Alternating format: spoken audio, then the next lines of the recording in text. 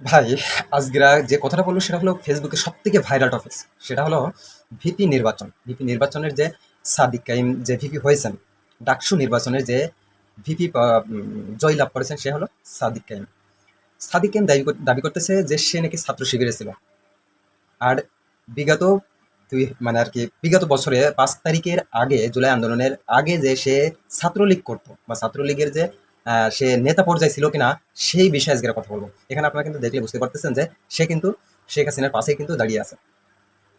আজকে এই কথাগুলো কিন্তু আপনি সবকিছুই আজকে বলে দেবেন যে আসলে সে আসলেই ছাত্রলীগ করতো কিনা। ভাই, এই যে ছবিগুলো আপনারা এখানে দেখতে পাচ্তেছেন, এই ছবিগুলো এখন আর মানুষ খায় না। ৭১ নিয়ে রাজনীতি এখন আর মানুষে খায় না। আওয়ামী লীগ, বিগত আওয়ামী লীগ যারা দায়িত্ব ছিল বা দেশ পরিচালনা করেছে, তারা কিন্তু এই ৭১ নিয়েই কিন্তু রাজনীতিরা তারা শুরু করেছিল, এবং সেই ৭১ নিয়েই রাজনীতিটা কিন্তু শেষ করে ফেললো। কারণ এই পিছনের যে ব্যাকগ্রাউন্ড, কার ব্যাকগ্রাউন্ড আছে কার ব্যাকগ্রাউন্ড নাই, এইগুলো মানুষ এখন আর খায় না। তো আজকেরা এখানে যে আবিদ ইসলাম বা তার সংগঠনের লোক, বা এখানে কিন্তু যে সাদিক কাইম বলতেছেন, সেই সাদিক কাইমের সংগঠনের লোক আসলে কে কোন পর্যায়ে আছেন বা কে কোন জায়গা থেকেই নির্বাচন করতেছেন, সে বিষয়ে একটু কথা বলার জন্য চেষ্টা করব। এখানে আপনারা যে ফটোটা দেখতে পাচ্ছেন বা যে ছবিটা আপনারা এখানে দেখতে পাচ্ছেন, সাদিক কাইম প্রধানমন্ত্রী বিগত যে শেখ হাসিনা আর কি জালিম সরকার বলে আমরা যাকে আখ্যায়িত করেছি, বা যে জালিম সরকার ছিল আর কি, তার পাশেই কিন্তু সে দাঁড়িয়ে আছে। আসলে এটা কি সত্য? ভাই, এই যে ছবিটা যে এডিট করেছেন, মানে এখন যে এআই লেভেলে, মানে এআই যে সফটওয়্যার আছে, এই এআই সফটওয়্যার দিয়ে কিন্তু অনেক অনেক কিছুই করা যায়। আর এই ছবিটা যে আপনার এডিট করেছেন, সে কিছুটা হলেও ভুল করেছেন। কারণ এই যে এডিট করে এখানে জোড়া আসে, সেটা কিন্তু বাস্তব প্রমাণ পাওয়া যাচ্ছে। দেখেন, প্রধানমন্ত্রীর গায়ে কিন্তু ঘেঁষে যাচ্ছে। এটা কখনোই সম্ভব না। একজন ছাত্র বা একজন আম, হোক সেই বিগত সেই ছাত্রলীগের যে কোনো একজন নেতা হোক না কেন, সে কিন্তু মন্ত্রীর কিন্তু আগের কাতারই আছে। দেখেন, প্রধানমন্ত্রী কিন্তু সাদিক কায়েমের পিছনে। এটা যে এডিট করা ভিডিও বা এটা যে এডিট করা ছবি, এটা কিন্তু তার বাস্তব প্রমাণ কিন্তু পাওয়া যাচ্ছে। তার থেকে আরো বড় একটা বিষয়, সেটা হলো এইখানে যে সাদিক কাইমের যে পোশাকটা আপনি দেখতে পাচ্ছেন, যে পোশাকটা আপনি দেখতে পাচ্ছেন, সেই পোশাকটা কিন্তু বিগত এই ছবিটা যদি সাদিক কাইমের অরিজিনাল হয়ে থাকে তাহলে 5 তারিখের আগে। আর এই পাঞ্জাবিটা কিন্তু তার 5 তারিখের আগের কোনো পাঞ্জাবি না। এটা কিন্তু নতুন পাঞ্জাবি।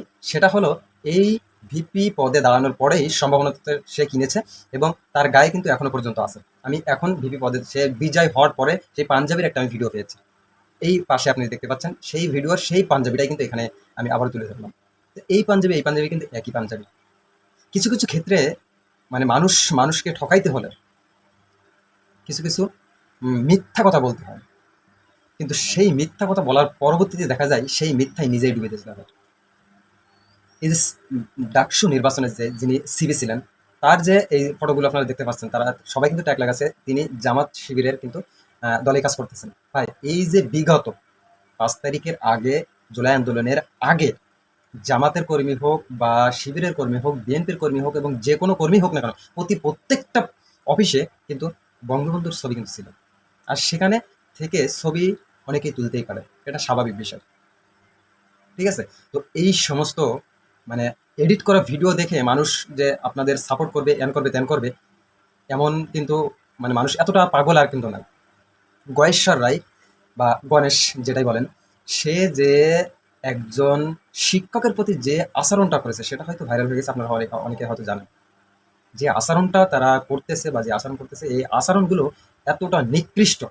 ভাই, আপনি মানুষের মন জয় করতে হলে আপনাকে যে কাজটা করতে হবে সেটা হলো, মানুষের মন জয় করতে হলে আপনাকে সৎ থাকতে হবে, মানুষের কল্যাণে আপনাকে আসতে হবে, মানুষের পাশে দাঁড়াইতে হবে।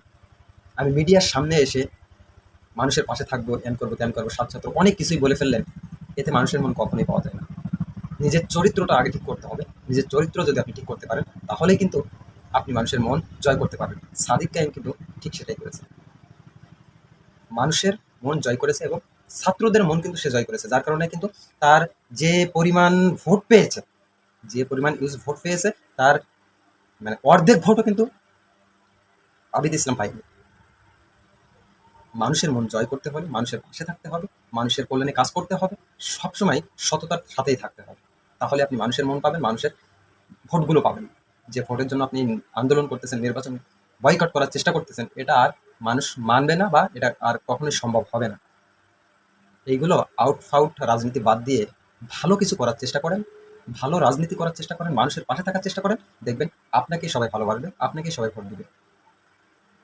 তো এই যে বিষয়গুলো আমি কথা বললাম, আর যে এখানে কিন্তু অনেকেই এখন কিন্তু সেই আওয়ামী লীগ পিছনের যে জালিম সরকারের আমলে যেমন রাজাকার একটা ট্যাগ দিয়েছিল জামাত শিবিরকে, এই ট্যাগটা এখন আর মানুষই খায় না।